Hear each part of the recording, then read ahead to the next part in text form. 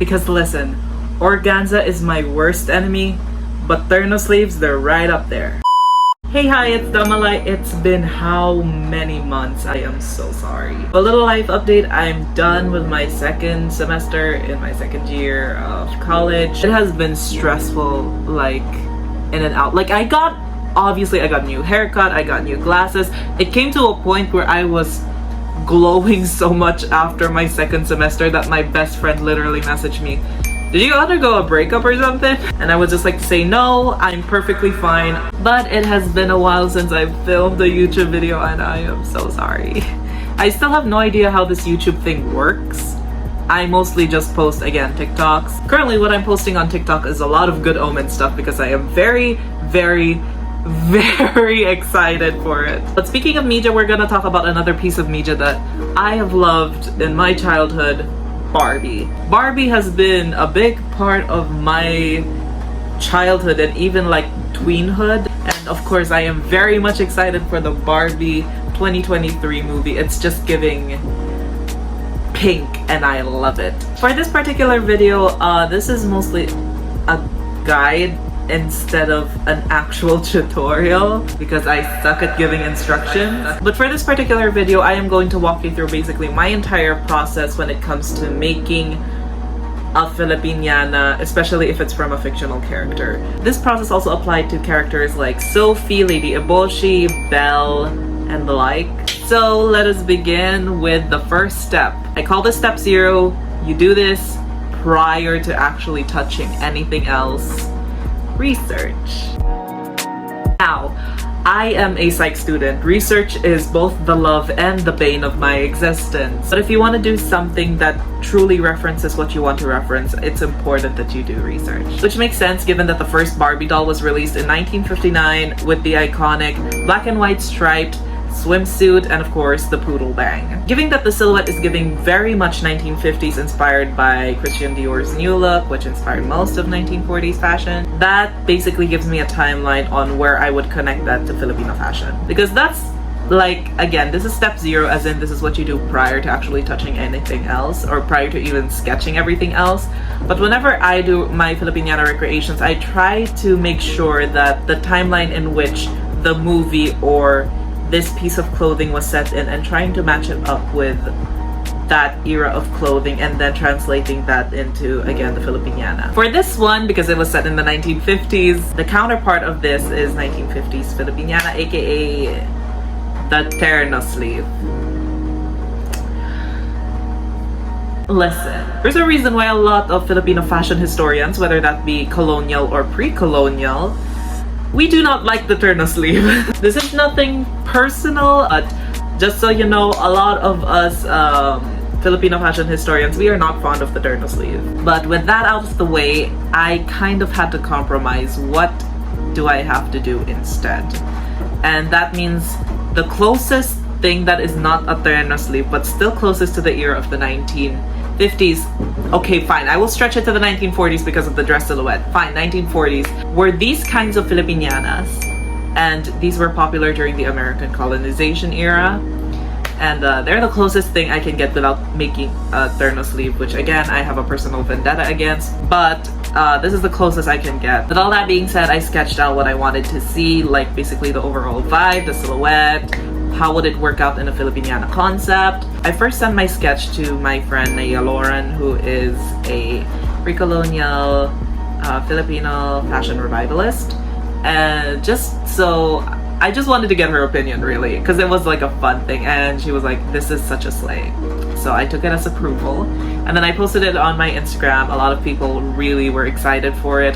Hextian even liked it, which by the way, hi babes. Which by the way, again, to any Filipino YouTubers who want to get into the whole Filipiniana thing, I'm right here. Or you can go again to people like Naya Lauren or any of these people who are part of the pre-colonial revivalist movement. For me, I am leaning more towards the colonial fashion style, and even though we come from differences, we still very much support each other. That out of the way, let us begin construction. The next thing that happens after research and of course making the sketch is patterns. For this particular pattern, I think I already have something similar that I used for these dresses.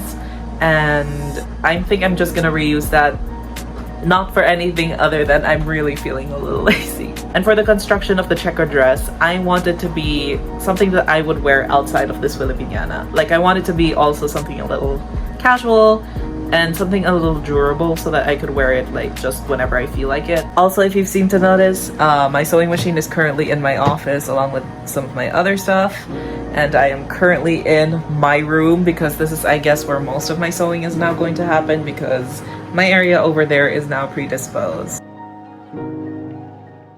So here we have the panels for the front of the bodice, the front and the back of the bodice. So this is the front over here with the square neck, and then here at the back is the back panel, and I have made some tiny alterations to this. I didn't use a mock-up while making this, but I hope that when I try it on it's gonna look okay. So be right back.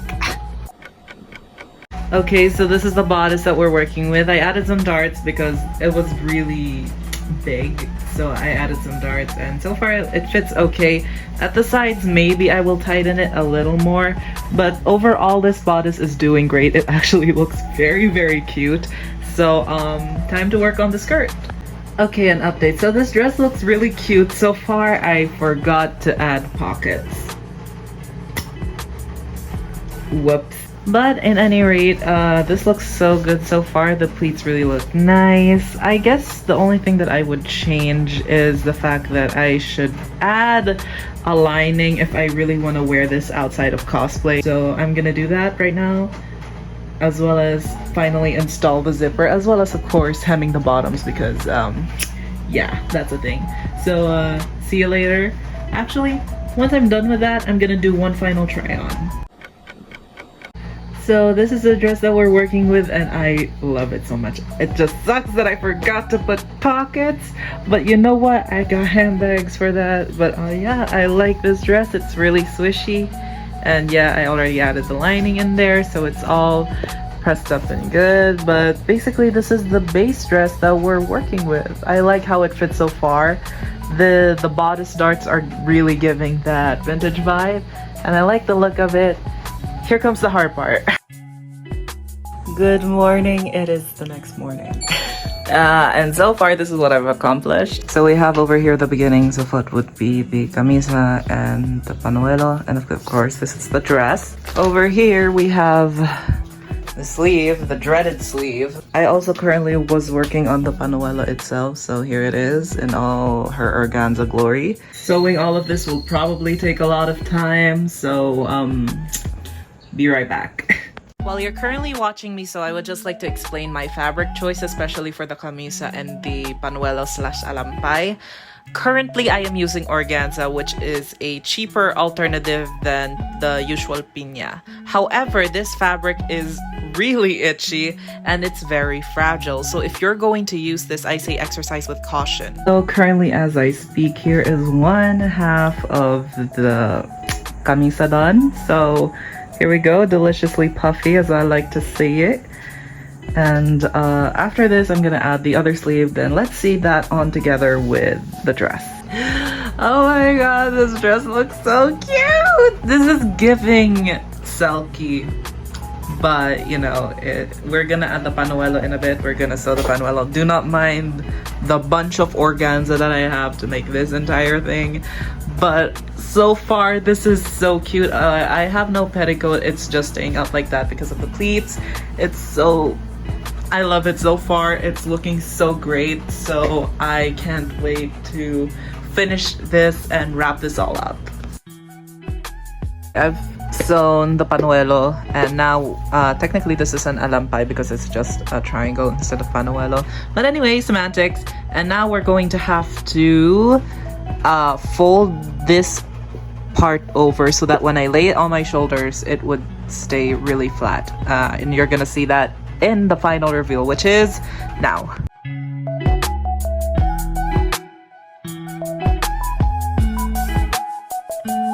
And there we have it, this Barbie Filipiniana, and I hope y'all learned something about how I basically do my process. And I will see you in the next video. Oyasumi!